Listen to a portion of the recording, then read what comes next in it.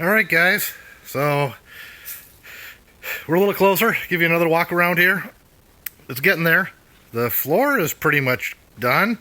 Unfortunately, in the process of the floor, other than the sink area that Coben did, you can see countertop there, just about every flat surface in the shop has got something on it.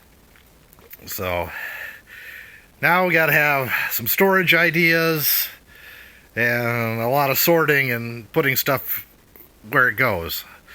So we'll see how that ends up. But like I said, it's the floor is clean and swept for the most part.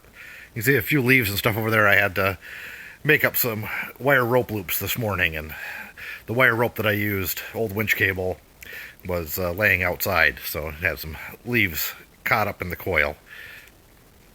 Anyhow, this is where we're at, and hopefully in the video coming up soon you'll see it completely cleaned up. So one other thing, let's see if you'll listen. Remy!